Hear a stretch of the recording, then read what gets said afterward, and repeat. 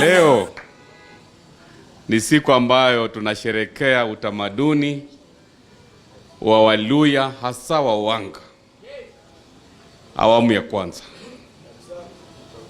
Ukiangalia kwa historia ya Waluhya, the Wanga Kingdom iko kipaumbele.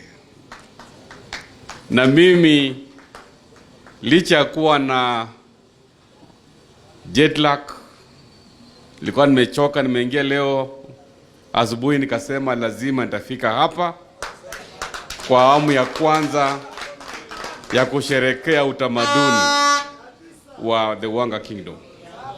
I want to appreciate wale wote ambao wamealikwa na wamefika, kwa sababu vile tulitembea kule tumegundua kwamba tuko na historia kubwa sana. Mambo ya chakula, traditional organic foods, lazima tutilie mkazo. Mwako Mranda, mwako Kishitianyi Kaberao, Inderema, Emiro, Umushenye, hizo ni vyakula, Isindu. Jambo ambalo limenifurahisha, niliambia kwamba hiyo Isindu kale kadogo, kitambo ilikuwa wanapatiana Isindu moja kwa wanaume 5. Na hiyo Isindu moja inamaliza ugali wanaume 5.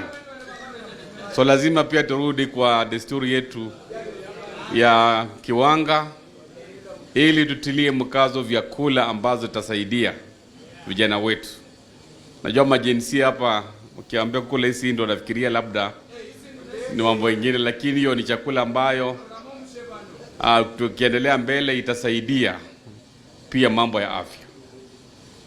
Nashukuru sana kwa sababu mwaka ujao tuko na mpango wa kuwa na the Kakamega Cultural Week ambayo itahusisha all the Luhyas in Kakamega. Na mimi nitakuwa mstari wa mbele kwa sababu natilia mkazo sana mambo ya utamaduni.